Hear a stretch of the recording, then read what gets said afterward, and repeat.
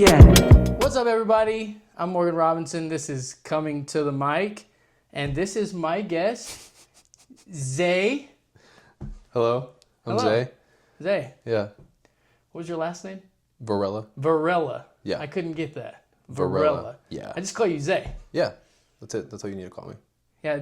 Zay's a newer comedian. Yes. But he has been a joy to have. He loves the craft. I really enjoy how much you like writing jokes, and I've enjoyed the back and forth with the joke stuff. So I've really appreciated it. You've done your first Yellow City comedy show. Yes. That was very, very good, and had a good show because sometimes we don't have a good show. Yeah, it was really fun. Yeah. You got to open for the famous Clemente Villegas. Yeah. The famous Kill Tony 3 times. That was cool. Matt, yeah. I had a really good time. That show was really fun. Great crowd.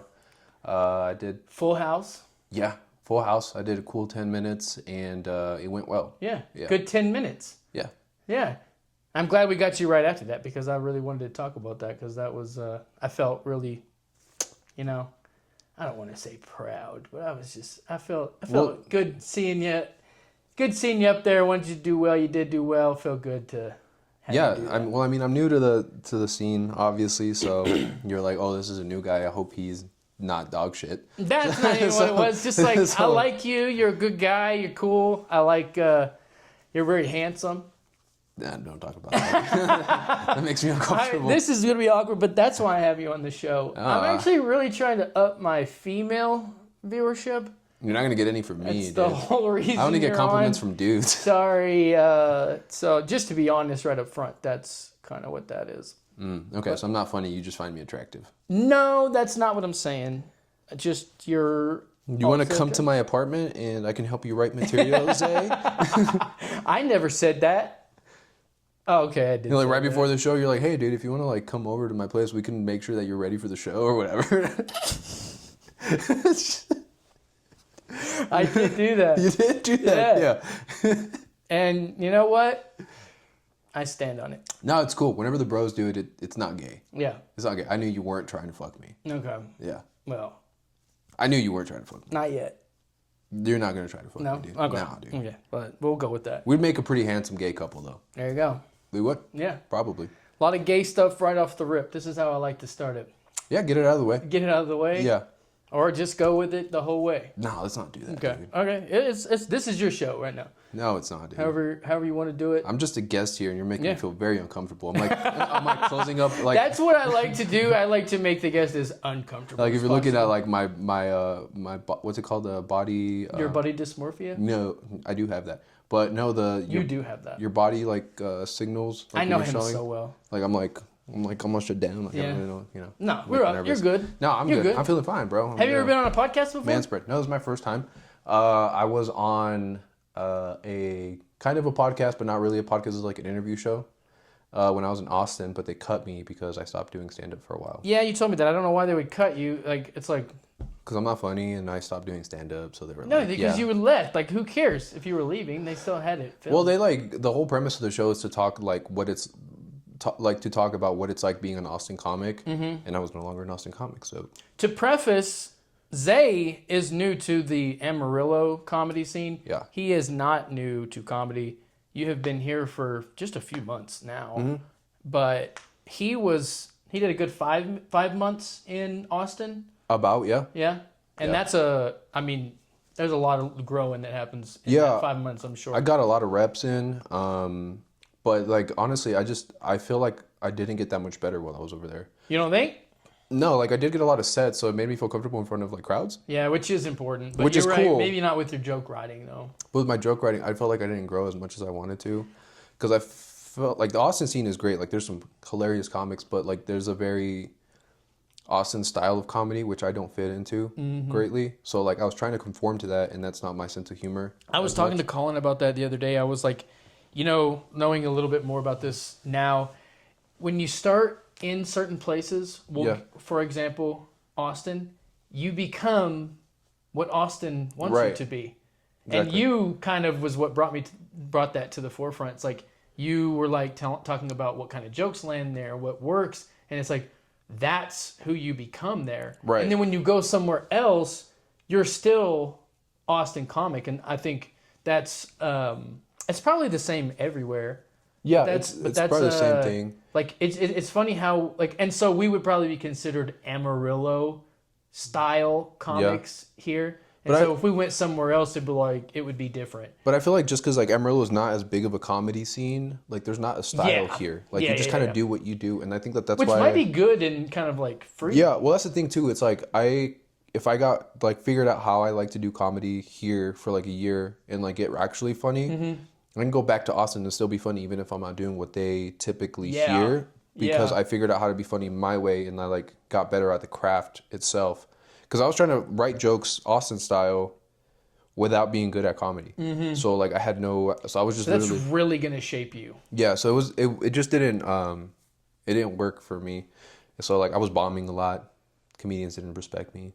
Well, you start when you start, you bomb a lot. That brings me. What I was gonna say is before I forget this point. That reminds me. Nate Bargatze is one of my favorite comedians. Yeah, right. I wonder what it was like for him in New York at the Comedy Cellar. And being clean. Well, the thing is, like you hear not do that. You hear Mark Normand and like other comics talk like, he was terrible. He ate a dick, and then out of nowhere he got good. Yeah.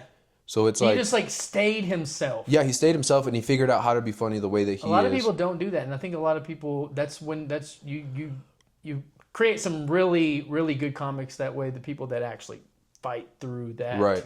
Yeah.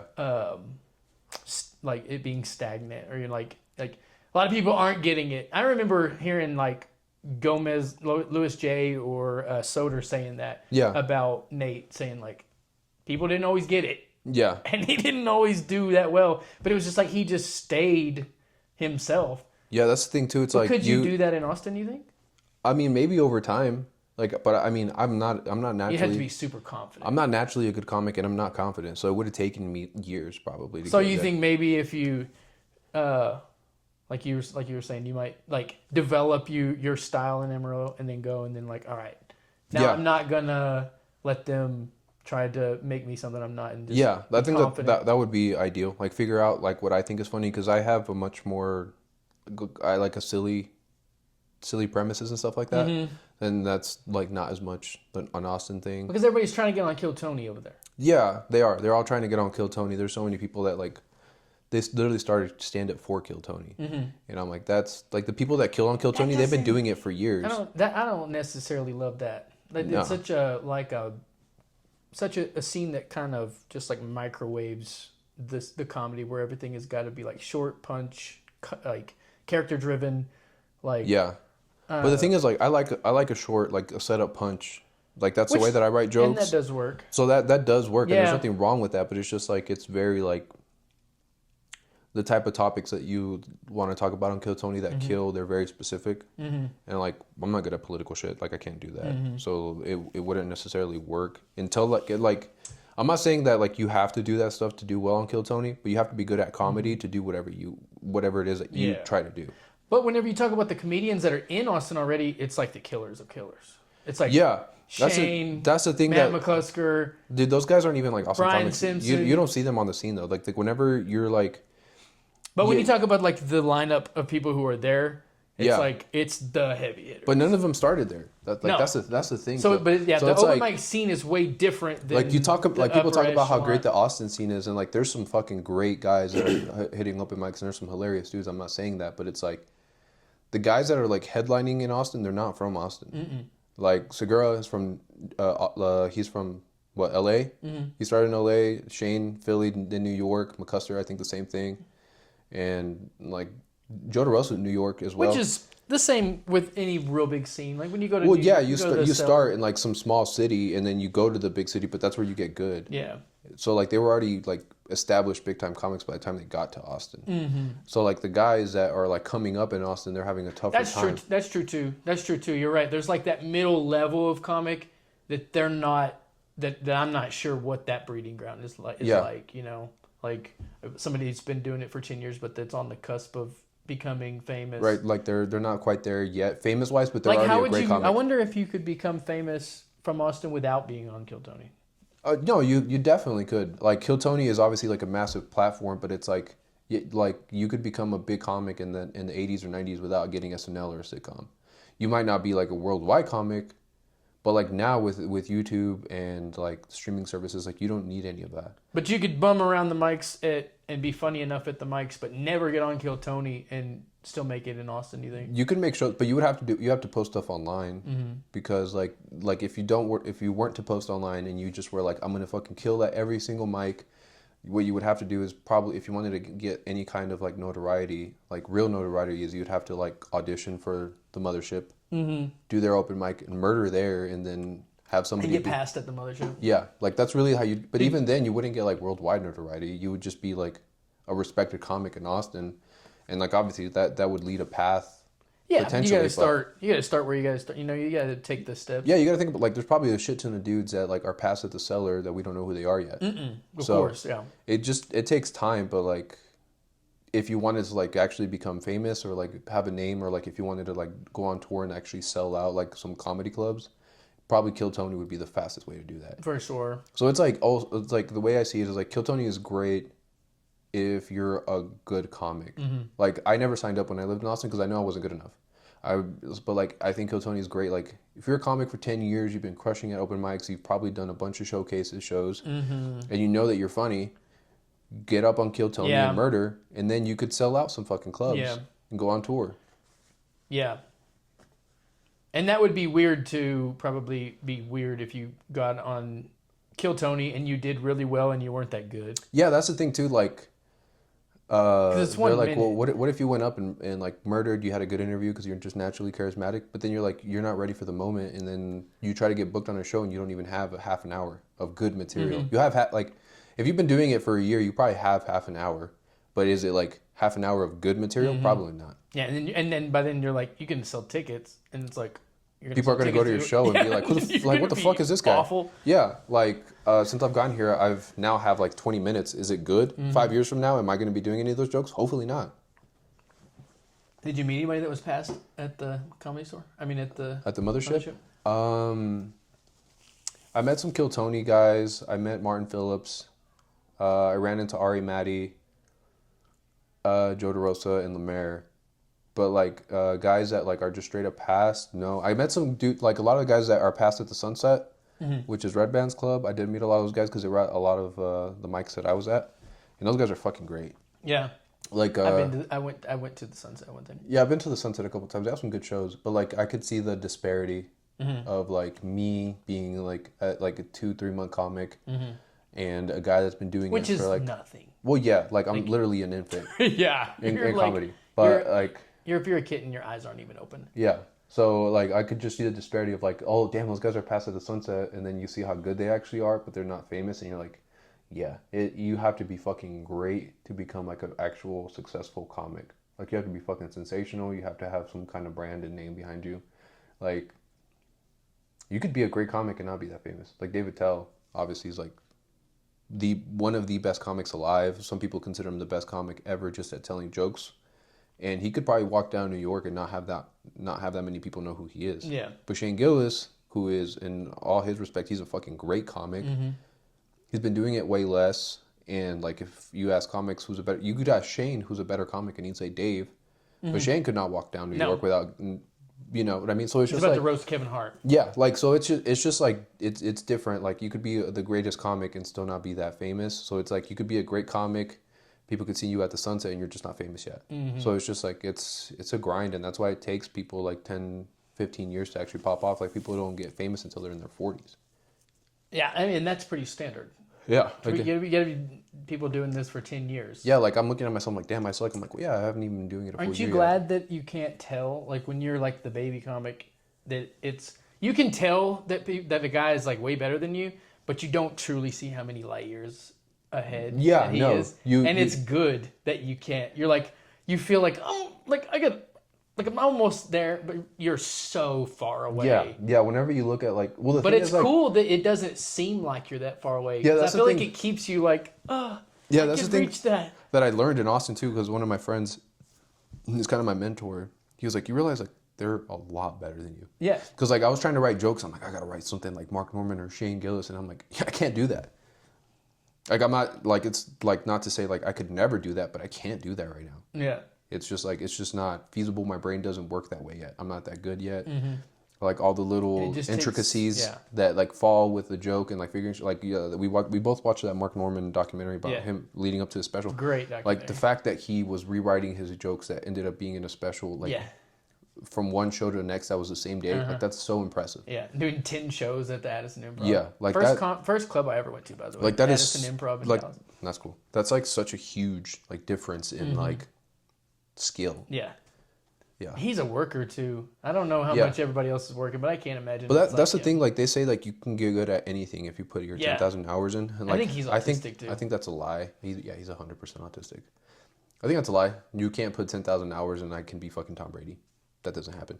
But like if you're a naturally funny person and you have like good sense and you actually love that shit, you could figure out to be a good comic. You might not ever. I've been holding on to that rule. Yeah. Since I started. Like I'll never be Dave Attell. I'll never be that good. That guy's just brain is different. He's there's way a more talent talented. level. Like there's a talent level, but could I get up on a mic and be funny for 20 minutes in 10 years? Probably. For sure. Yeah, like I could do that. Will I ever become famous? Probably not. But like, you know, it's I mean, go to the that's a dream or whatever. But like, there is like if I put the 10,000 hours in, I'll be a good comic. I might never be a great comic, but I could be a good comic. I wonder what 10,000 hours would be. Well, that would be a lot of fucking time. Yeah, if you think about it, you're doing stand up. If you're in Amarillo, it's more loose. Like we can do 10 minutes, 15 minutes, 20 minutes if we want to on an open mic. But like in a big city, you get 5 minutes. In Austin, I got 3. Like it takes a long time to get to an hour of performing. Yeah, exactly. Like if you do 3-minute sets and you do 10 mics a week. 10,000 hours? 10,000 hours, yeah. 10,000 hours? Like if you do 10 mics a week in Austin, which is fully possible, like you can do that. 10 mics a week at 3 minutes, you're doing 30 minutes a week. In a month, you got 2 hours. Yeah. So that's like nothing. So think about how long. So could you ever get to 10,000 hours? I'm not a math genius. You're the math guy. Well, if you think about it, like, if you're doing open mics for 10 years, it's going to take a long time. But if like you start getting good and you start doing 20-minute sets, 30-minute sets. Yeah. And then you could do more showcases. Yeah, like the amount of time that you're on stage will. Yeah, because eventually you can start doing 40 minutes a weekend. Yeah, like you should gradually increase the amount of time you're doing this. Yeah, that's like true. the time you're on stage. You're not doing that the whole time. Yeah, but like when you're starting off. And you start touring, and like you're a decent comic, you start touring, and you really rack it up. And like Mark Norman did 10 shows. Yeah, he did 10 hours in a week. Yeah. It adds up pretty quick. Yeah, for sure. So, yeah, like it takes time, and especially when you're starting off, because you're only given open mics when you're not good. Yeah. And like thankfully. It's such a slow start, and then you get to a point where I feel like I have like turned a corner now where like the comfort level has changed. And I think like, I don't know, like you get to a point and then you kind of like get a little bit of wind behind your sails and you go a little bit further. So I feel like you're right. Like it's just such a grind at first. Mm-hmm. That's why it may be good that you started in Austin because you got so much grind in 5 months. I did get a lot of reps and like my comedy, like my joke writing did not get better that much, but I will say like I got confident. Like I'm fine with bombing. Yeah, like which is key. I got really used to bombing. Yeah, in Austin, like I had some good sets where and those were fucking like they motivated me. They made me keep going and shit like that. But like I bombed so much, so whenever like I got here, I'm like I'm probably gonna bomb, but it's okay. Like the week of the distillery show or Bomb City.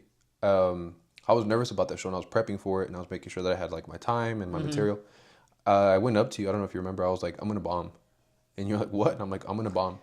And that bomb, I had so much fun bombing at the 806. Oh, yes. At the 806. I thought you meant at the 806. Yeah. Yeah. Like you did say that. Leading up to, I was looking at the crowd. I was like, I'm going to bomb here. They're not going to like my shit. That shows me that you have like some, what do you call it? Like some chops to understand that you could bomb and still use the same material and do well at the show. Because that takes. Before I did a real show, I didn't know that. That was like one of the main things I learned. Yeah. I was like, this is gonna eat shit. and then like you realize that it's a different crowd. Your jokes are tighter. You get on there, and it's like the crowd's there to is there to laugh. Yeah, it's an ideal situation. Exactly. Like whenever it's a paid show, like they're there to laugh. Like they're there to have a good time. So like that you kind of have quite a bit of leeway. Yeah. Like a dude that's not that good, like me, and they're can mad have a great set. But like at the 806, like they're not paying attention to you. They're there to hear fucking. No, they don't have a reason to. Yeah. So I looked at it and I was like, yeah, I'm gonna bomb. But I had a great time bombing because I was like, I think this shit's funny as fuck, and I'm literally just running it to make sure I know my material. Which is that was my advice. Yeah. So I mean, I had a good show like later Did that good. week, so it was like it's fine. And then, Yeah. And then we'll go to the next one, and Yeah. the next one, and the next one. That's what I'm hoping for. Javi was telling me, he's like, yeah, I might have you do 20 minutes at the next show. And I'm kind of like, that's scary.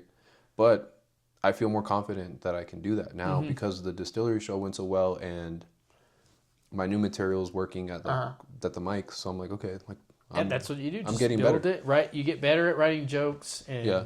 and crafting them, and then sometimes they start awful, and that doesn't mean you abandon them. You just keep turning the screws on them, like as I like to say, and you make them figure them out. Like it's funny because like you'll have a joke and you're like, this is the angle, and then it eats stick, and then you randomly get a thought like, let me try it. Like this is a different angle, and then it just fucking miraculously is funny, and you're like, there. And it that's is. why I love leading up to a show, because that was me leading up to the 806 show, because that's all I'm paying attention to, and I really dive into a joke. Yeah. And I'll change stuff a little bit too much, but I feel like I do have a little bit more savvy now, where I was like mostly cutting stuff is what I was doing. Yeah. Just making stuff shorter, and even adding some stuff and like saying the jokes enough to where I'm just like, that's just not gonna work, you know. And I even I even wrote a joke on Saturday and told it, and actually closed with it on Saturday. How did it go? It went well. The crowd was great. I pay all the homage to the crowd. Okay. But No, the that's crowd cool, was though. really good.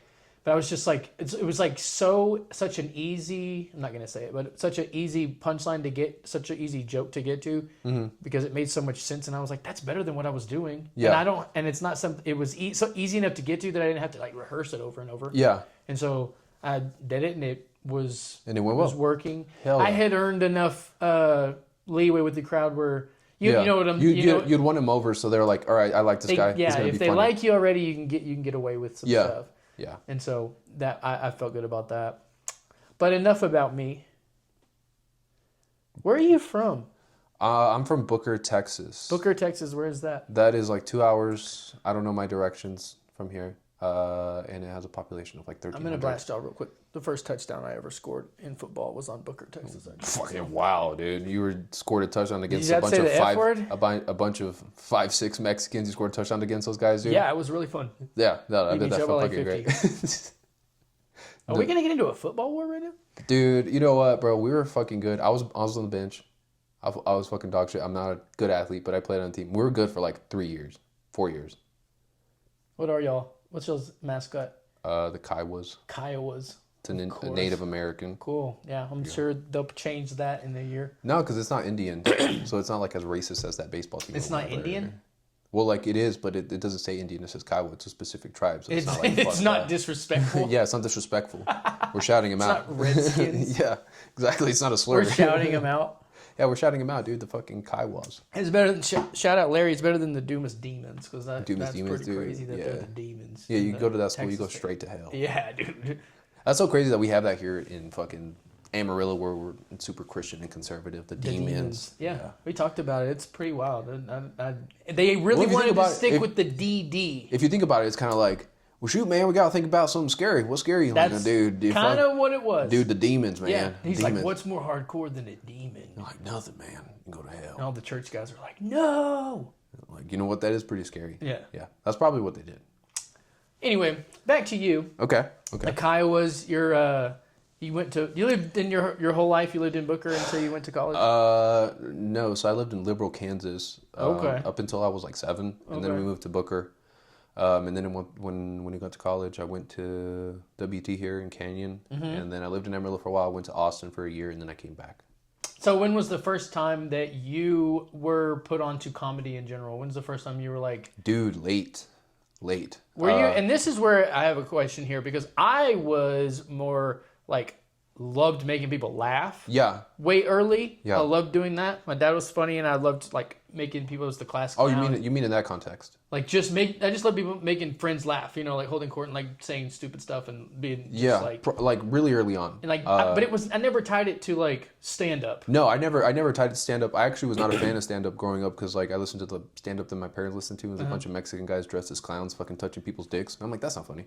I mean, it is funny, but I'm like, I never really like saw that as like a shoot me some links as like a thing. Yeah, you can jerk off to it later. But like laughing, like whenever I moved to Booker. Booker is such like a tiny school. Like it's such a small population. Like the people that you start pre-K with, like you know them until you graduate. Yeah. And like how many people were in your class? 27. Oh dang, y'all are small. Yeah, small. We have 40. Yeah, that's not very much bigger. It's a lot more. It's like 35% more than your class. You're like, dude, I have a 5.5 inch dick, and you're like, well, dude, I'm 5.7. Basically, that's like, above average. It's not that much bigger. I don't know if you're the average, but yeah. So I was new, and they were like, who the fuck is this guy? And like at that time, I still was primarily Spanish speaking, so like I had an accent and shit. So being funny was the way that I made friends. Yeah. Okay. And yeah, that's like literally all I did. I would do funny voices. I would do impersonations as a kid. So like that was kind of my thing. Yeah. Like I like being funny. And then plus I was like a fucking like super skinny, lanky, goofy kid. Like my ears are like way too big for my head. Like they're the same size as they were when I was in 6th grade. So like I look fucking silly. So like I had to be funny. And that's... And look at you now. I'm a regular looking guy. Mm-hmm. I'm average. Mm-hmm. I'm 5.5. All the comments are like, hot. Yeah, no, there's not going to be a single comment about me being hot. But yeah. Are you looks maxing? Looks maxing? Yeah. I do skincare. Okay. I didn't know you were going to really go with that. I just like the maxing stuff. I do take care of my skin, and that's about it. And I work out, so I guess I'm kind of looks maxing. Yeah, you're looks maxing. But not like that. Not like crazy looks maxing. Looks maxer, that's cool. Yeah. Looks maxer comic, no big deal.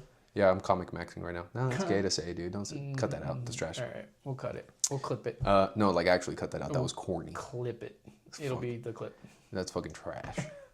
Comic maxing, that's so gay, dude. That's the name of this episode. Comic maxing? Dude, that's so gay. You just made it that. I regret saying that. Like my dick like shriveled up like it's cold after I said it. Yeah, I can tell, but it's still gonna be the thing. Yeah, well. But that is true. Like that is like we become comics. I always ask people like, when did you get into comedy? When is the first time you saw stand up? When is this? But really, we become comedians with our friends way before whatever. Yeah, the thing is like too because I was not into comedy, stand up comedy when I was a kid either. But I genuinely was like it was the illest thing you could do was like make people laugh. Yeah, like the high that you get from making a group of people laugh. And it's genuinely the only thing that I am a little bit better than the average person at. Yeah. Like I'm not better than anybody at anything, except I'm a little bit better than people at being funny. I feel like I kind of am, but I'm not. Like I'm comfortable on stage and I'm comfortable with my friends, but like if I'm in a social setting, I can't make like strangers laugh. Yeah, and honestly, I need my friends to get the context of my life and understand me. And I can really. Well, it's not even that. It's like I can crack a joke about something that's like popular right now, but like I shut down because I'm like I don't know if these people will like it or how they'll receive it because some people are like. That's so corny. Like people are like, oh, the people are too sensitive or whatever. People. But I don't want to offend people in social settings because you don't know how you're gonna come out or whatever. So have you grown doing comedy on stage, worrying about offending people? Because that I have like used to destroy me whenever I would offend somebody on accident, and then like now I'm like, I don't know, maybe I don't know if I still care. I think, but it doesn't bother me as much. No, I don't really care anymore because it's also like. I don't go on stage to be offensive. Yeah. But it's also like I don't really have an offensive sense of humor. And you also understand the intent. Because like if I'm not trying to offend somebody and I do. Yeah. It's like I didn't mean to. Right. You're exactly. It's like it's an accident. Like I'm Yeah. sorry that my I'm joke. sorry I did. Like I'm sorry about the joke about me being Yeah. circumcised. And I offended would you. say that I don't stumble onto offending people anymore. I pretty well don't offend people if I don't Yeah. want to. Now I don't think I used to do it because I was kind of like a little bit like tone deaf on my jokes. Wasn't sure what was what. And Yeah. Yeah, like, no, I really don't care on stage anymore. I feel like that's where I can be myself and joke about whatever. Like, we'll go to the 806, which is like a super liberal place, and I'll do Trump jokes, and like, they'll be like, ooh, whatever. I had a joke about my dad telling me that his sister deserved to get deported. And like, which is hilarious. I love that bit, and like, but they were like, oh, like, I don't know. And he really did say that. Yeah. And they didn't like it, but I'm like, I don't give a fuck. Like, this shit's funny, and this is an open mic, and I'm going to say my material. No, that was a good joke. But like on stage, I don't care. Like obviously, I'm not saying things like that are actually offensive. I have said, you can bleep it or whatever, but I have said on stage in Austin, but that's like nothing over there. But I haven't said it here, and I probably won't unless it's like actually really funny. But I'm not gonna say it just to say it. Yeah. Like that's the thing about like some comics, like they'll just say things because There's a lot of that shock value in Austin as well. there's a lot of that, and like sometimes it can be really funny if it's creative and like it's useful, but like whenever it's just like thrown in there to try to like shock people, for some audiences it works really well, and for some audiences it doesn't. Yeah. Yeah. I feel like Joe Rogan used those words like in his last special. Did you watch his last special? I did, but I don't remember it very well. Yeah. It was live in San Antonio. I remember that, and he wore like an oversized yellow shirt. Yeah. Yeah. Uh-huh. But and he was saying someone's word, and I felt like he used. I felt like it was good, but I felt like he used because he had I felt like his material was tight because he had a long time. Yeah. To like to people shit on it saying like he's a bad comic, and I'm like, well, is he the best comic? Like if you compare him to like guys that are fucking great, like no, there's a difference in there. But to say that his premises aren't creative and like there's some funny shit in there is just like that's a lie. Yeah, for sure. But I mean, you know, to each their own. Yeah. Am I like gonna be like Joe Rogan's my top 10 or top 20? Like no. I feel like this comes up a lot. To say he's a bad comic is like crazy. When I say something about Joe Rogan, Yeah. then it's like somebody has to make a comment like he's not that funny, and I'm like I don't really think he is that funny. I'm just saying that he's a comic and he is a comic and had a funny special. And he's been doing it for decades now, Yeah. and I'm like he has some funny bits. He can go up there and he could hold an audience for an hour. I feel like his last special was I'll say really good. I mean, did. I enjoyed it. Like I didn't like burst out laughing like a lot, but like that doesn't mean that it wasn't like it was live. Yeah, and it was live. Like that's fucking stressful. Yeah. Like Chris Rock did it and he fucking murdered, but he's fucking Chris Rock. Mm-hmm. You know, he's like highly regarded as one of the best comics ever. For sure. You know, so it's like, you know, whatever. There's a difference. That's what I'm saying. Like to have the nuts to do that is pretty wild. That's what I was talking about. Like the talent thing. Like Joe Rogan's been doing it for decades, and he's gotten good at being a stand-up comedian. Like, would you put him in the same class as like the guys that are like? No, and I feel like he's one that started out not funny. Yeah, like he got really good. Like he's probably a funny bro, and he got good at stand-up, and that's what. And there's some guys that are just naturally gifted, and they're great at stand-up. And that's it. And you were in Booker. Yeah. And you liked making class clown-ish? No, not really. I would crack jokes here and there. But like the thing is like with stand-up is like I'm funny-ish and like I work at it so I can get good at stand-up. But dude, there were some guys that I grew up with in like high school. Way funnier than me. Way funnier than me. They're fucking hilarious. I talk about guys all the time. Like if they did stand up, they would be fucking amazing. Drakely, yeah. I have a friend, shout out Clint Watson. Talked to him today. Yeah. Those guys are so much funnier. It's like funny at a class of 27. I was like the 5th funniest person. Same. And I'm the only one doing stand up. Yeah. But you know, I care about it and I enjoy it, so that's why I do it. And it's also not about how funny you are. Yeah. And it's if you're gonna work at writing the jokes. Yeah, like because you can write some really funny shit and then get good at it. Yeah. But yeah, I didn't. I was funny and I could crack some jokes, but I've always been shy and more like timid generally, like in social settings. So I didn't feel comfortable like saying something hilarious in front of the class, like more so for my friends. But I knew I liked being on stage. You did? When were you on stage first? I did one act play. Okay. Some people do that. That's it's so lame. That's how this starts for some people. But I did one act play in high school and I did some riffing and it went well and I got laughs. So I was like, dude, this That's where some people realize that they like to be on stage. Yeah, no, like it's funny. My English teacher, who was also our theater teacher, she was very like artistic and like Not autistic, artistic. Artistic. We went to like for some writing thing. I wasn't even doing like this was like in junior high, and like I just walked up to the stage and I was like, "Whoa, this is cool to be on stage." And she's like, "You see how he's drawn to the stage?" You're like, shut up, lady. I was like, "What the fuck are you talking about, lady?" But like she was right because I was like, "Yo, something about this feels kind of cool." Well, and you're getting adoration, and I think, and you know, Colin talked about that, how he realized he liked the adoration on stage before he ever got on stage as a comedian. I wish I would have. I feel like that would have made me more hungry. Yeah. Or I think that would have made me more hungry to be like, I like this. Because I've never, that's why my stage fright was so hard was such a gauntlet to get through, because I didn't like it. And I'm just telling BS jokes that are terrible. And I'm just like walking through this fire that's miserable. Yeah. But if I would have at least been like, at least I like being on stage, you know? Yeah. Well, like, I could be wrong. It's still very different, though. I don't know how it was for Colin, because, I mean, he did a completely different thing, because he did it in, like, college or something, right?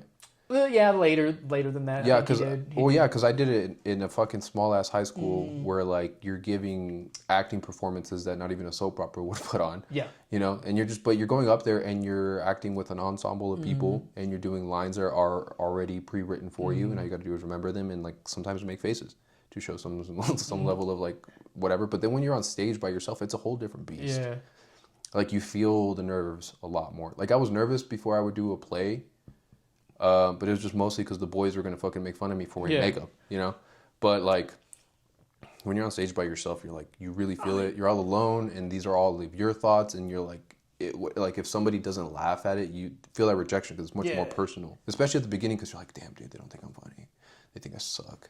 That's why I always wonder why, like, musicians get nervous. They're like, I get nervous for my show. And I'm like, dude, you're going to crush. You play amazing music. It's good. You know what you're going to do. I'm like, I'm going to go up there and I have no idea how this is going to go. It's probably going to go bad. It could go terrible. That is true. Well, it's like if you're an early musician and, like, you're debuting a song, like, that could be nervous because you don't know how people are going to react to it. But if you're like Michael Jackson, you're like, I'm really nervous about doing the moonwalk. And you're like, you're fucking Michael Jackson, dude. Yeah. You're going to fucking murder it. You know, so I guess they have certain expectations for their music too. Right? Yeah, that's true. They see us if something is lackluster to them, that's failure. You know. Right, that's true. I don't know. It's all very different how you feel while you're doing it. So you did one act play, and then so what was the first time that you thought about doing stand up? I started watching Bert Kreischer, and I never gotten into stand up. But the way that he told stories was very, like, an easy, like, I can get into this because he was funny. Mm-hmm. And then, like, about 2 years in, like, and I got really into comedy after that. Like, I went from Bert. You got into the stand-up comedy? Like, I was just a fan. Like, I started watching Bert, and I'm like, God, this guy's funny. And then I started watching Tom Segura, and I'm like, God, this guy's funny.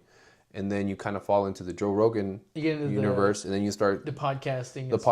You start seeing, like, all the different comics. You're like, dude, this shit's cool, man. Yeah, it's cool. Yeah, you're like, man, this is cool, like, how you could do that. And then I wanted to do it for, like, years. Like, the first time I thought about doing stand-up was, like, 2022. Mm-hmm. And I didn't touch a mic until 2025. So it was like 3 years. Were you in Amarillo in 2022? Yeah, I was here. And I didn't even know there was a scene here. Mm-hmm. So I was like, I have no means of doing it. And so when I moved to Austin, I'm like, well, I'm in the hub. I've always wanted to do it. Yeah, you're like, I'm just going to do it. Like, I can't be a pussy. I'm just going to go and do it. And I went and did it. And I ate a lot of dick on and off stage. And I feel like that, like your first time going up and bombing in Austin was probably pretty brutal. Yes and no. How long had you written jokes before you went up the first time? I tried to write jokes for like a year. And nothing was good. And I figured out you can't really start writing jokes until you get up on stage. That helps you because you have a little bit of a litany of jokes because you have been waiting so long to go up. No, because I never told a single joke that I wrote during that year of like prepping. Oh, really? Yeah, because I thought they were all dog shit. Because the thing is, like, people will be like, "Oh, dude, I have like an hour of material," but like, you go on stage and you're like, "No," and like, you don't actually have an hour of material. Because I'm like, I never said none of that shit because the way that you write things down and the way you say it in your head, it doesn't always present on stage. For sure. So like whenever you have a premise, go figure it out on stage and then write that shit, see what works and see what doesn't. That's how you actually get good. You have to be doing stand-up. You can't just be sitting at a notebook thinking you're going to get good.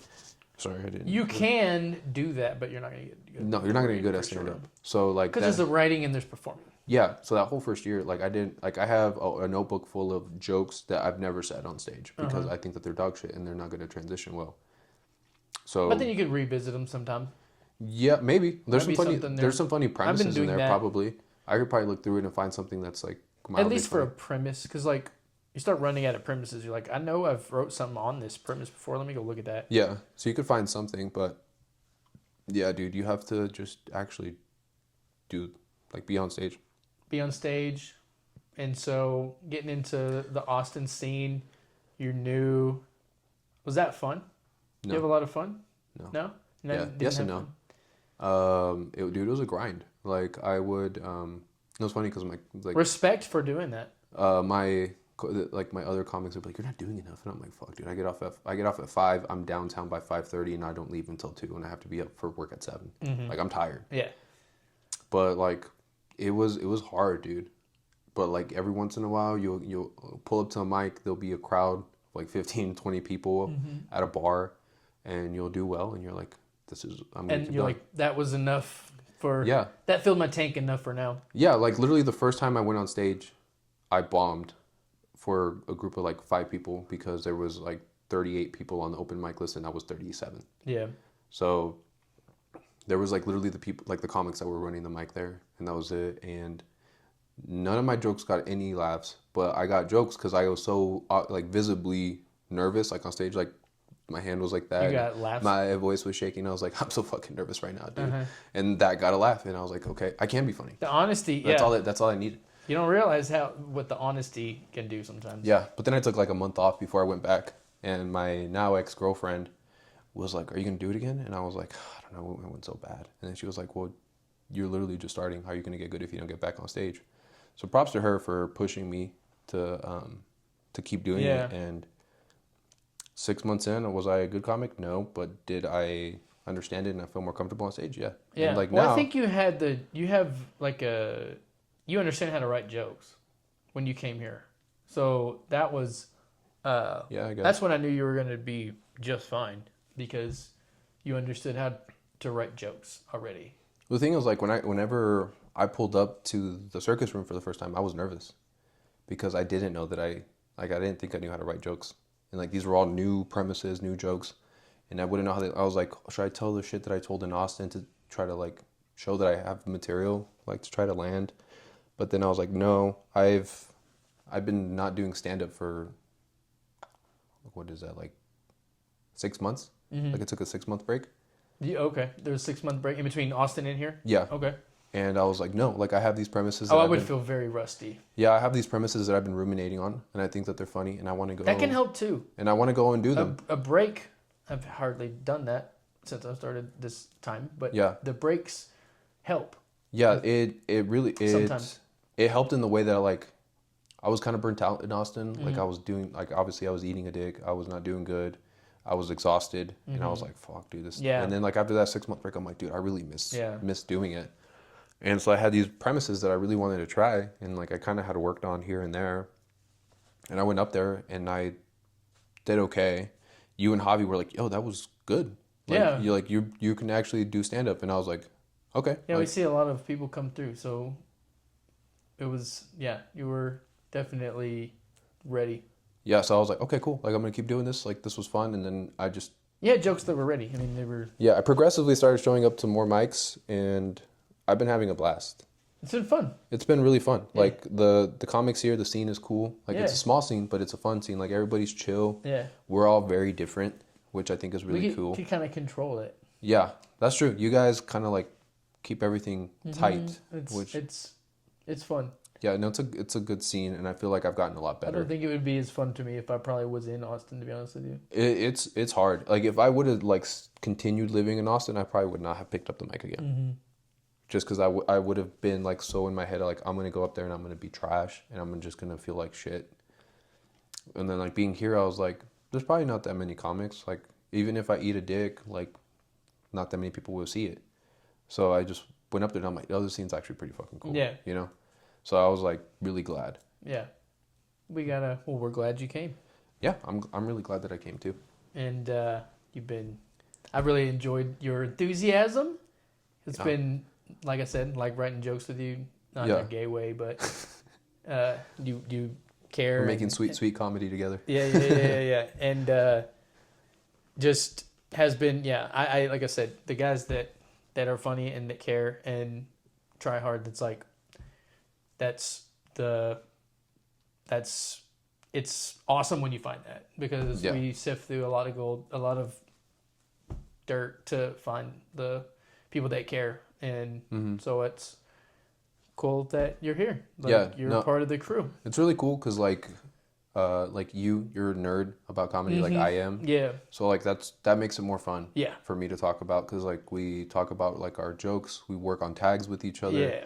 Like that's the thing that I didn't really have in Austin. Yeah. Like I had my friend who would kind of help me, but his sensibilities were very different than mine. So like we didn't really like agree on what would be a good tag. Yeah. And he was more like he'd been doing it now 7 years, I think, probably.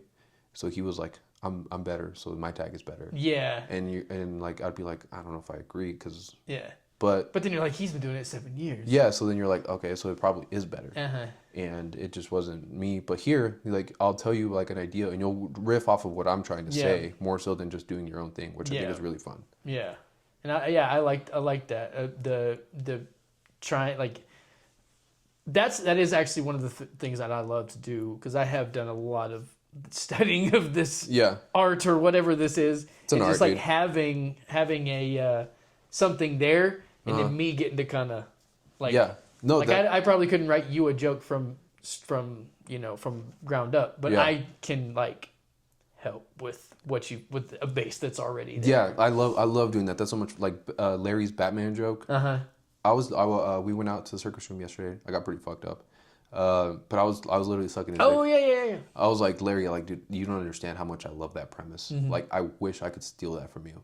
Like, because it's such a brilliant premise, and I'm like, I think of tags for your joke while I'm driving. Yeah, like, and that's what it should be. You know, some of the best tags I've got from other comics. Yeah. Just little throwaways. Preston's giving to me, calling. Yeah. And it's just like, yeah, you're right. Yeah, like that's a good tag. Sometimes when you're like not too connected to the joke, you can see things that person that you see it from like a distance, and it's sometimes it's very obvious. Yeah. And you're like, why didn't I think of that? Yeah, that's what Mark Norman said this, so I kind of took it to heart, and I really agree with it. It's like, I'll take a tag from anybody. Yeah. Like I was hanging out at a bar with my friend earlier, and I told him one of my jokes. He's like, "Oh, that's funny." He's like, "It'd be really funny if you said this." Yeah. And I was like, "I'm gonna say I do that." the same thing. People at my work just like. Yeah, just dude. Say something, and I'll be like, "Okay, that's a joke now." You're not a comic, so. Yeah, like funny's funny. That's mine now. Yeah, exactly. Like I'll take a tag from anyone, anywhere. Because I just like if it's gonna make my joke funnier, I'm gonna fucking use it. Yeah, you know? For sure. And that's that's all we're trying to do. Yeah, like all I want to do is be funny on stage. And like that's the thing that I really like about here. It's like we grind at those mics. Sometimes we perform in front of literally nobody, like just ourselves, like 4 other people, and then we'll get a show, and then we'll fucking murder at that show. We'll get paid for that show, and you're like, this is why we do this shit. Yeah, like, this is, like not the money portion. Yeah, but like it reminds you of like, oh, dude, a full crowd, and you fucking you light a room up with laughter, and you're like, yes. Wednesday wasn't cool, but that show that was cool. Yeah, that's what makes you like dude, this is denying. fun. Yeah, like I fucking killed at a show in front of like 40, 50 people. Like that's not a lot like compared to big guys, but like for starting out, like I'll fucking take that. Yeah, I'll take it. Yeah, it's a fun thing. So, that's your story coming to Amarillo, joining Yellow City. So now I want to ask you this is my Mount Rushmore of comedians. A lot of black guys I noticed. Yep. 3 out of 4. 3 out of 4, yeah. 3 out of 4, 3 out of 5, 3/5, whatever. Yeah. I'm not a math guy, but yeah. That was a slavery joke. So on the pod, Well, say that again. Say it again.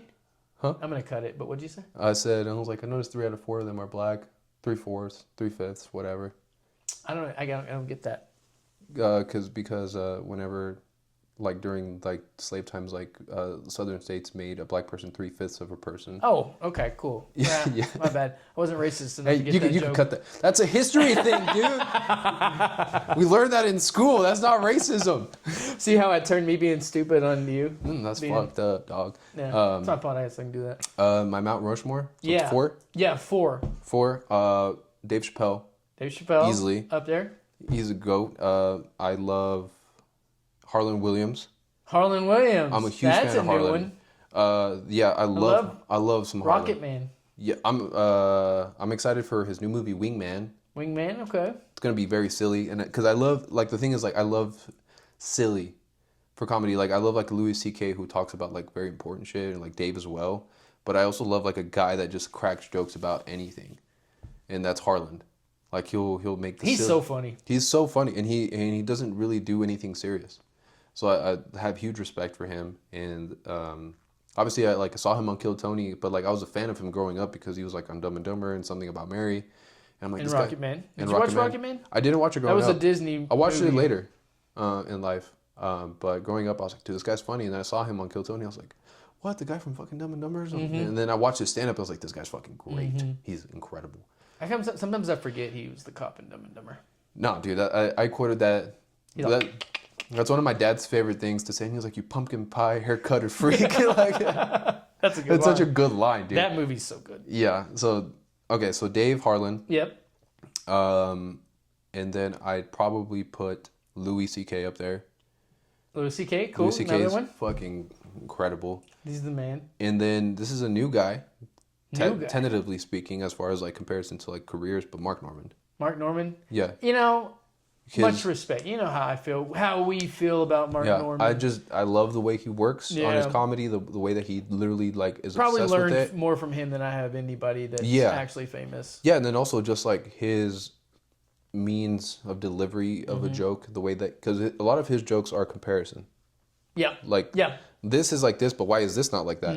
And that's the way that I like to make jokes or whatever, and it works for me. And I'm like, yeah, he's fucking great. To me, he's already two things that are not alike. Yeah. How they are alike. Exactly, and like I love that. So even though he's like like he's been famous, like actually like a huge comic for like 3-4 years now, and obviously he's been a headliner for longer than that, but he's up there for me as far as like, this is my. I listened to his early special recently, Out to Lunch. Have you heard that one? Yeah, that's Really one of my favorite jokes of all time is on that special. Really good special. Yeah, it's a great special, and like that's no disrespect to like the Eddie Murphys or like the Richard Pryors, because those guys, I feel like those guys are like on a different like Fame level. Well, not even fame level. They're just like, these are just like goats. You can't even like touch them. Yeah.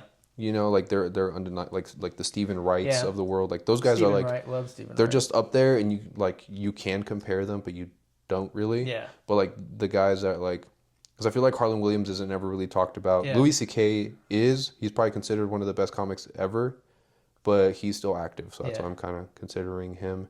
I need to make my second tier. Yeah. Mount Rushmore. Okay. Because the guys that because I'm not getting a lot of like true inspiration from. I love these guys' comedy. Yeah. But I'm drawing more inspiration from different guys. From guys that are newer. Yeah. The guys that you relate to more, Yeah. a little bit more. Yeah. Yeah. Like, because, like, I mean, Louis C.K. is super rich and famous, but he doesn't talk about super rich and famous shit. No. Like, Dave Chappelle does now, but he didn't always. Like, his new special is very, like, politically and, like, a perspective more than a stand-up. And I appreciate that, too. You know, I have said before that I didn't really love it whenever comedians are, like, preaching in a special. But now I feel like if you do it in the right way, that's what you should be doing. Right. That is actually what he should be doing with his platform. Because he's good at it. Yeah. He's good at it. Because I think that they are more likely to change, like, not the world, but like, you know, change perspectives and like make people think more than someone that you actually think is supposed Well, to, like a politician. Like if you think about it, the platform is like it makes you laugh by comparing things that are wrong or like different, right? Yeah. So like whenever you're on stage, if you're like Dave Chappelle or like a George Carlin, and you're not like you're not having a conversation with somebody to try to change their point of view. You're just like cracking bits and like kind of making fun of things. And like the goal really for them probably is like not necessarily to change somebody's mind, just to have somebody be like, like yeah, like have them actually think about it. Exactly. And that's pretty cool. And that thing is going to is more likely to change their mind than someone who's trying to change their Exactly. mind. Yeah.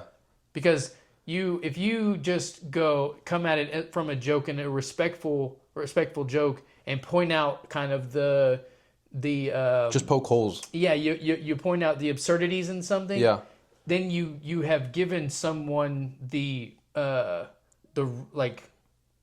have given them the lane to know accept it and think about it and go, yeah, that is funny. Yeah, you presented a perspective where they're actually listening and not like preparing a response. Yeah. And like if you think about like what's another way of trying to change someone's mind, it's like people in politics. I hate politics. Politics yelling at each other. Right. And that doesn't change anybody's mind. Like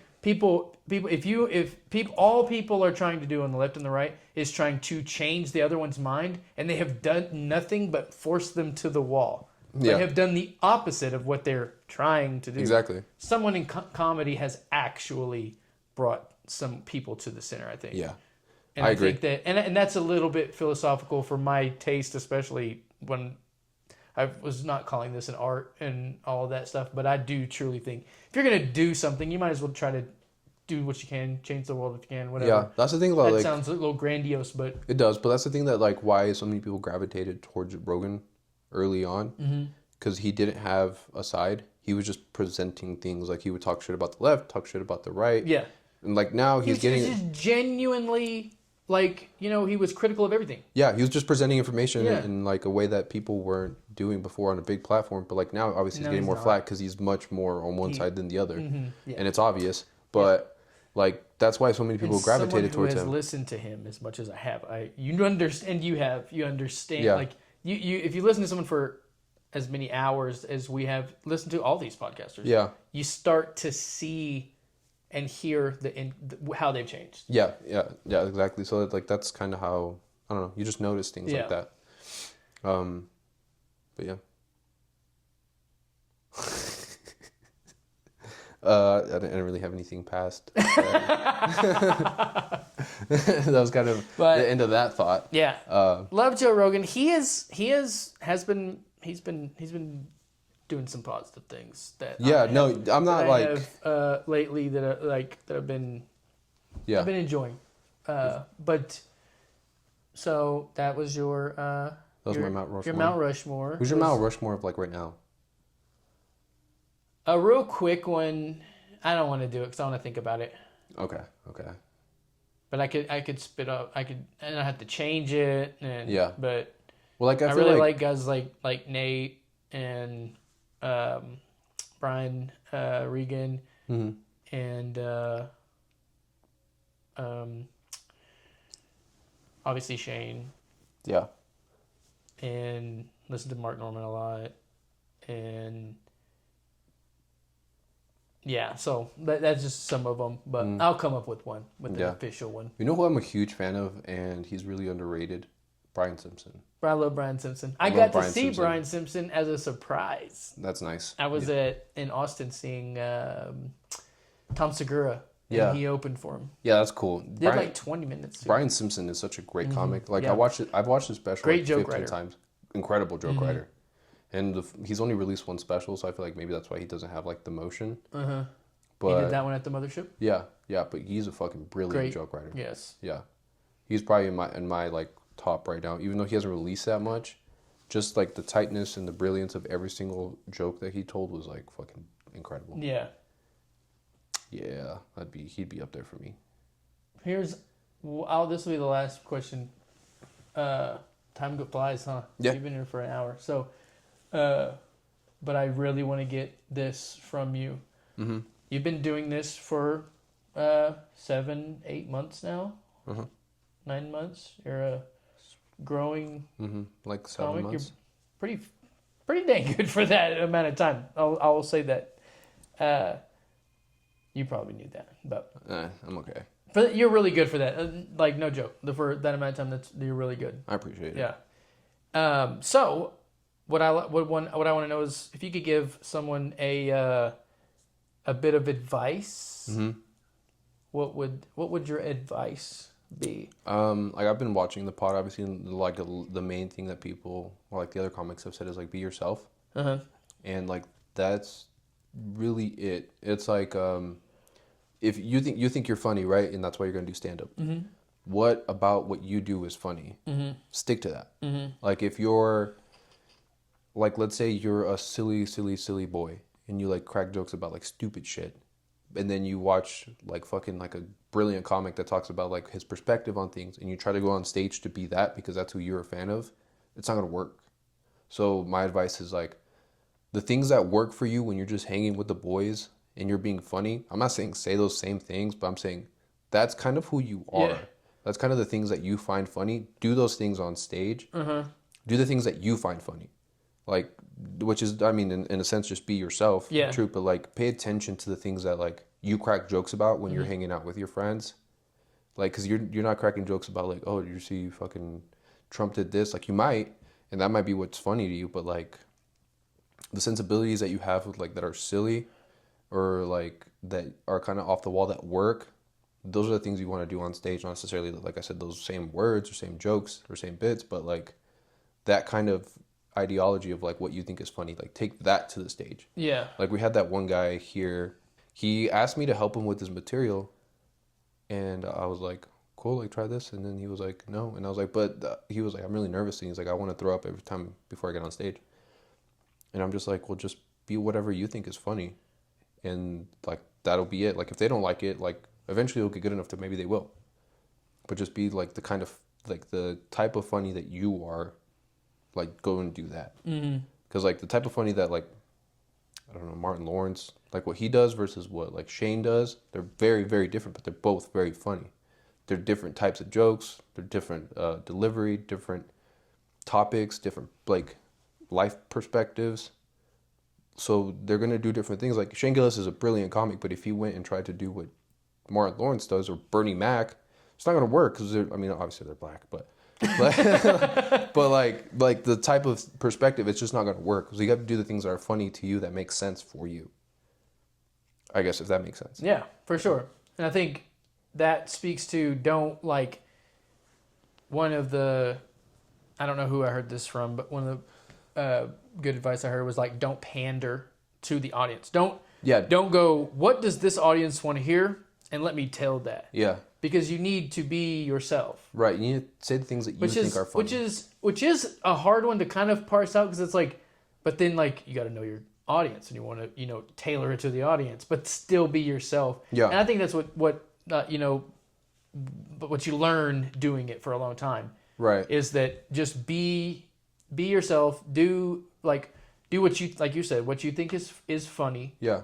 And I guess unless what you think is funny is not funny, but like do what is your true self. Yeah. And because I think that's what people do actually like run into some problems with is just trying to write what the crowd. And I think that's why we're in a good position because we have such different types of crowds. Right. I'm never like, I got to do this to this crowd. I got to do this. Like, we do tailor things, but for the most part, it's such a diverse crowd. I'm not pinpointing a type of... Yeah, that's the thing that I do think is like, we only have 3 mics here. But one mic, there's a bunch of like old white people that probably like racism. Yeah. And then the next mic is at a super liberal place, like super, super liberal. And then the next place is where they're all Mexican. Mm-hmm. Those are three very different crowds. Like if you were like, tell me what kind of crowd you play to, I'd be like, everybody. But that's the thing too. Like if you get material that like it crushes in front of the old white people, it crushes in front of the super liberal crowd, and it crushes in front of Mexicans that barely speak English. Well, I guess that's what you're trying to do. Yeah, exactly. You're trying to be yourself and still be funny to everybody. Exactly. That's why I think it's so... And I guess that's the answer to my question is like, so cool, you're still being yourself and you're still being funny, but everybody's getting it. Exactly. That's it. That's why I think this scene is so cool because we only have three mics, but they're very different crowds. Yeah. And if you get material that works for all three, you're like, okay, this is pretty funny. You could do it like, and you get in front of like a general audience that's a mix of the three mics, you're probably going to get a good reception. Like a show crowd is literally such a mix of people. Yeah. It's like super young people, old people, every type of race and creed. And yeah. It's just... Dude, I wish we had like a black room here. Like where it was like, we would do a mic and it was primarily in front of a black audience because they're notoriously like harder to get, like, to get them to laugh. And that's not a racist thing. That's just like, a lot of comics say that.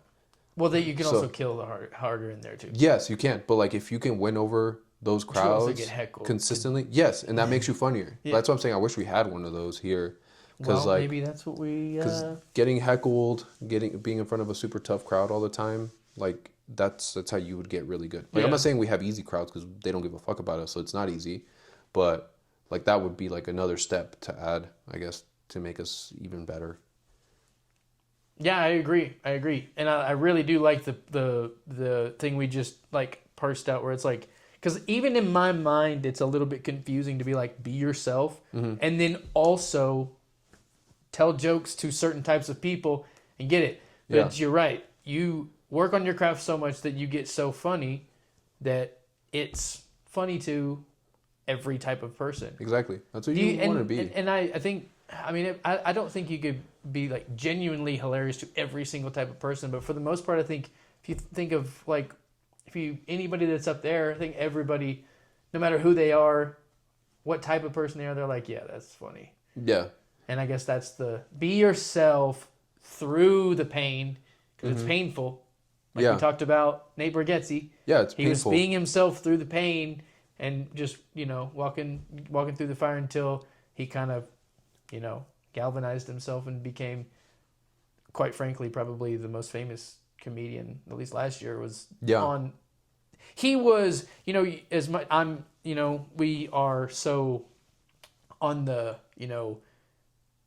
have our ear to the street on comedy and our hand to the pulse of comedy so much that I feel like I can always tell, like, okay, they're on the mountain, the top of the mountain. Yeah. That Nate was with his last special. I was like, no one's breathing the same air as him. No. Yeah, like and I've felt like that with a lot of different people, but this was Nate's turn. Yeah, that's the thing that's cool though, like about like Nate, because like the thing we're talking about being yourself, like how you were saying, like that he pushed through all the shit and he got super famous. He was not lucky because it's who he is, but like where his comedy is clean and it will literally reach anybody. Mm-hmm. So that's why that's why he's such a huge comic. Yeah. Because like you go to a show like for somebody that's a dirtier comic, only adults, whatever, and then you go to like a Nate Bargatze show and their kids, everybody's their grandmas, like all those kinds of people are there too. And that's why that is a silver bullet if you can rise through the ranks, and then you're a monster. Yeah. Yeah. It's like Jim Gaffigan. I went to the Jim Gaffigan. I love Jim Gaffigan's another guy that I really love listening to too. And I saw him here at the Civic Center. Mm-hmm. He filled up the arena. Every type of person was there. Yeah, it's like anybody, and I think that's the advantage of being a clean comic. Clean. Yeah.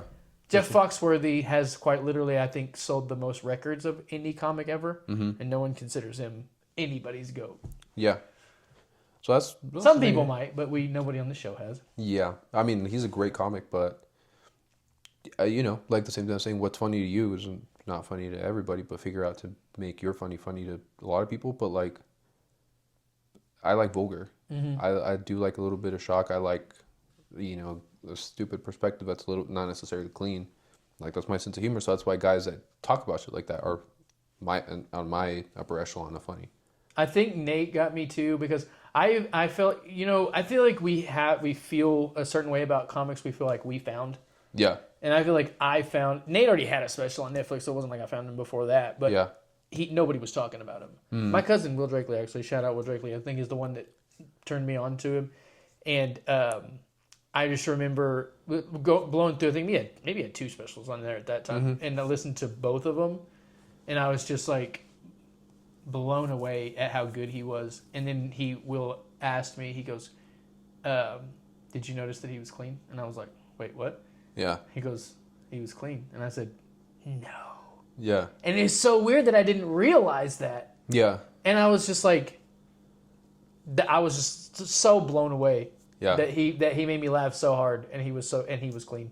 You know, Bert was like when I really like thought of stand-up comedy as like a thing, but like the first stand-up that I saw was Jeff Dunham with his puppets. He's clean, but I've rewatched some of his stuff. Not for me anymore, but like it was when I was like 10. He talks about some dirty shit, dude. Well, he get the advantage of the puppet. Yeah. Because the puppet can talk about whatever he wants. Yeah, but he doesn't curse. He doesn't he's not specific on anything dirty. But he says some nasty shit if you like know what he's saying. Yeah. So it's like, yeah, you can be and he's one of the richest comics ever. And people don't talk about him as being a great comedian because he does puppets. Mm-hmm. But he writes all his bits like they're funny. You know, and he does. He's super a very well. Niche guy. Yeah, he is, but he's a super successful guy. But the niche is big. Yeah. Because it can because when you can reach children. Yeah. I mean, imagine if you're just a dirty comedian. Imagine there's a 16 and below.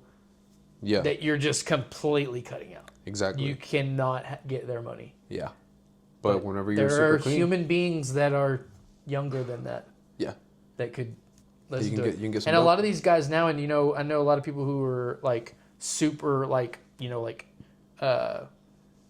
really, really conservative and like in church and like they don't consume content from people that is vulgar.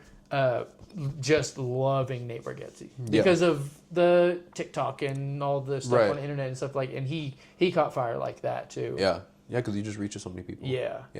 There's like a whole group of people that don't like comedy that like comedy but just they don't really have that monster.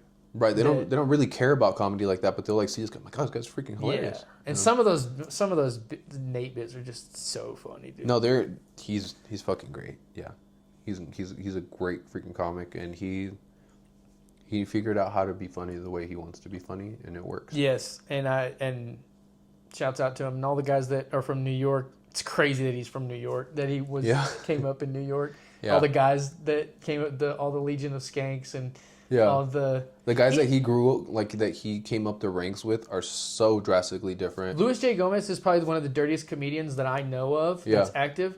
He is like best friends with Nate Bargatze, and he actually I was listening to one of Nate's really early specials, like it's Full-Time Magic or Part-Time Magic. I don't know. It's one of his really early ones. Yeah, and he tells a story about Louis J freaking out. He plays I'll tell a bit real quick, but they're at like McDonald's or some burger place. I know the bit that you're talking about. And he took a bite of his burger. Yeah. And he says Louis. He even says the name. Yeah. And he took a bite of the burger, and then when he came back from the bathroom, he said, I think somebody back there did it. Yeah. And he's just like, who did it? Who did it? And that was like a hilarious bit.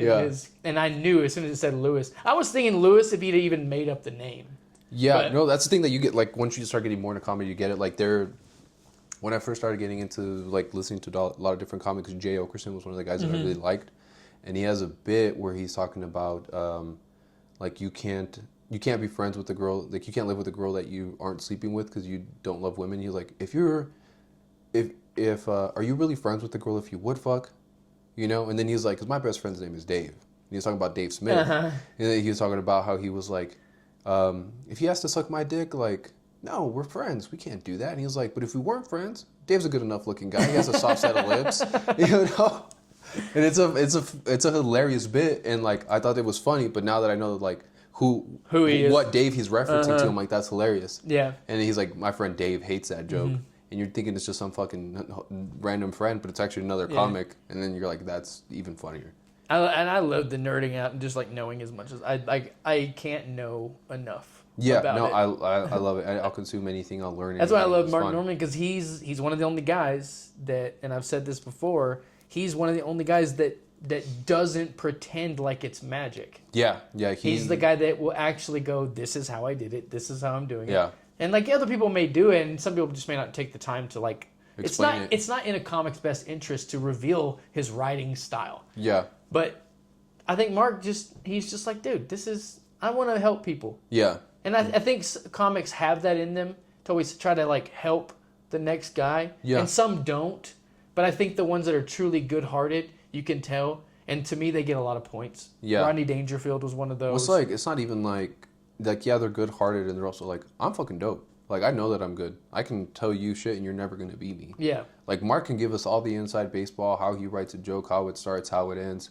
But we're never going to be Mark. No. And he knows that. But he's like, hey, this shit's not magic. This is a craft. This is how I do it. You piece it takes together. Work. Yeah, and it takes work. And then, like, he's kind of giving the reality of, like, being a comic. It's not just, I appreciate anybody who who lets us in on that kind of because it's like, I'm not just a super funny guy. I can just go up there and I think of these brilliant things. Like, no, it's a hard thing that you have to actually work at. And that's how you get good at stand-up. And I think a lot of the guys like this, that's kind of what they did. They go, this is magic. Yeah. And you can't do it.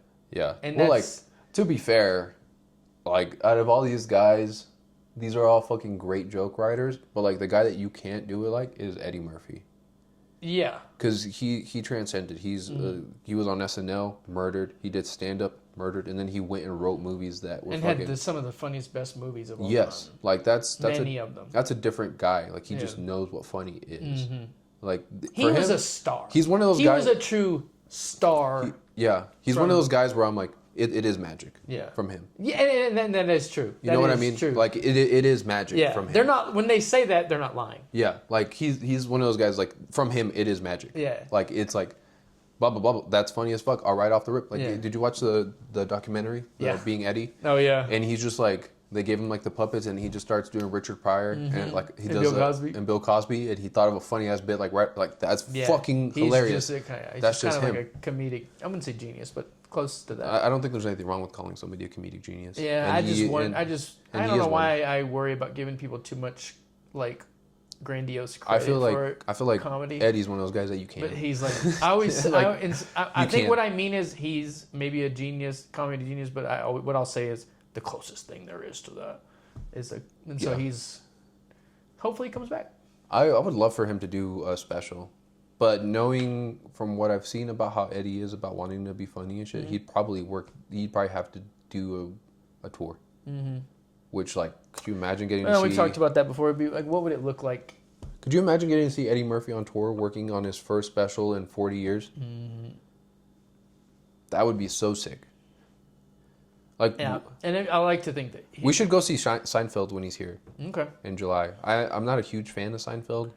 His sense of humor, like, but he's a brilliant joke writer, and just to be able to say that you saw Seinfeld, his "We Might Be Drunk" was great. No, dude, he's I'm not saying like he's not. No. And I'm not saying because he's not really my thing either. Yeah. But the beans he was spilling on the show was great. Yeah, no, and he is very funny because he was letting like all the inside baseball stuff loose. Yeah. That's what I love about that show is because Jim Gaffigan goes on there and does the same thing. And they just like the way they don't do podcasts. So whenever you get them on that podcast, they just let it all out. Yeah, and it's super cool. That's why it's genuinely great podcast. That's why it's such a cool pod. Yeah. Yeah, but like, yeah, we should go see Seinfeld. Just one, to be able to say that we saw Seinfeld, and two, just to see what this guy's freaking up to. Like, this guy's been doing it since the 70s. He's highly regarded as like one of the most well-respected comics ever. Like, let's go see this guy fucking work. Yeah, I agree. We should do that. Like guys like that, like, you need to go see. You know. So your advice was say that one more time. It like was short and like condense it up. Yeah. My advice is if you're gonna go do stand-up comedy, do the things that you find funny. Okay. And try to be that and be that only. Don't be that. And I think what we parsed out now is that, like, because when you stop at be that, then they go, well, that's not telling me anything. You be that because if you keep doing that, then you will become... Right, you'll figure the comedian that is you and good. Yeah, because, like, you want to be the comic, like, the funny that you're funny. So, I guess to re-say it is, whatever you think is funny, the things that you think are funny and that you want to talk about, keep doing that. And as you get better... the bits get better, like the sense of humor and the type of things that you talk about might be the same, but the delivery and like the actual jokes will be better, so they'll work. And that's really all you want to do. Be your type of funny. Yeah. I like it. Do the type of Do you? be the funny that would make you laugh. Yeah. Like, don't do a joke if it wouldn't make you laugh. If Mark Norman told a joke, you're trying to tell a Mark Norman joke and he told it and you're like, it's not that funny. It's because you're not Mark Norman. Like, the things that you think are funny, do that. I like it. Yeah, that's it. And that's it. Any fan questions? No fan questions. We've been at it for a while now. Oh damn, dude. Yeah, it's been a minute now. Time flies. Yeah. Especially when I'm with you. Me and you are just like, this is like what it's like being at an open mic with you. It's just we just talk. Yeah. And what sucks is I thought we were being funnier before we started recording, but this is much more like interviewee. Yeah. Yeah. But we were doing bits and it was fun. Well, this, it's not all about being funny. We're trying to,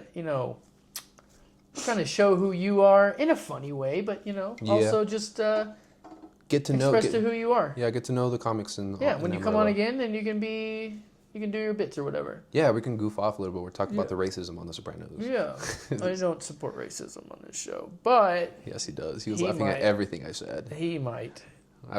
He was laughing at every racist thing that I said. You're brown, so you can get away with that. Yeah. I can't get away with that. No, but you were laughing, so... No, I was not. He was, There's no proof of it. He was red. I have some proof on you, so... Well, that same proof is the proof that you were laughing at everything that I said. I own the proof, though. You grabbed the camera and just run. All right, well, that we did it. Tell everybody where they can find you. You can find me. I have 100 followers on Instagram at ZayJokes. Follow me. ZayJokes? Yeah, I don't post, Okay. but eventually I will. Okay. There's some pictures of We're gonna start getting everybody to do their clips, and we're gonna get this thing figured out. Yeah, we need to get some motion. Yeah. Dude. Because I'm not good at that, but I'm gonna get some time and try to help myself and help everybody else do that. Yeah, no, I think help I'm not good at social media, but get that going. No, dude, I suck at social media. I have like 3 posts, and they're just pictures, and that's it. Yeah. Yeah, I suck at social media. But follow me there. I'll post when we're doing mics and shows. And, you'll catch him at the Circus Room. You can catch him at 806. You can catch him at Crack and Crab. You can catch him at Bliss 66. Which was fun last night. That was fun last night. Yeah, we all did well. Yeah. Yeah. Morgie, this guy right here, was trying to hit up on some divorcees. That's not true. He was doing comedy. He was spitting some game. He was letting it rip on him, and then the lights turned on. He was like, "Oh fuck." I was doing comedy. I was entertaining everybody. Yeah, you were entertaining the hoes. I was entertaining everybody. That's what you were doing. You were entertaining. I don't know why you want to incriminate me on this show so much. Dude, I'm not incriminating you. There's nothing wrong with a single man hitting on some ladies. That's true. There's nothing wrong with that. It's a little wrong that you stopped as soon as you saw what they look like in good lighting. Okay, but this is not true. You can stop right now. You're not. This isn't even gonna make it on the pod. You should. It was pretty funny. You were like, "Damn, these are some fine Latina ladies," and then the lights turned on, and you're like, "Oh, damn, these are some tortas." That is not what I said. That's what he did. He was hitting on them for like 20 minutes. The lights turned on, and then we all left. This isn't even gonna make it. It should. No. It's pretty funny. Well, anyway. Yeah, find me at ZayJokes. I'm not very funny, but I have a good time, and maybe you will too. We'll catch him. Yeah, catch him at a show. We'll get him on a show soon too. Yeah. So. It'll be fun. Thank you, Morgan, for having me on your pod. Well, thanks for coming. This was very fun. Appreciate it. And appreciate you coming on. Yeah. And that's it. Goodbye. Yeah.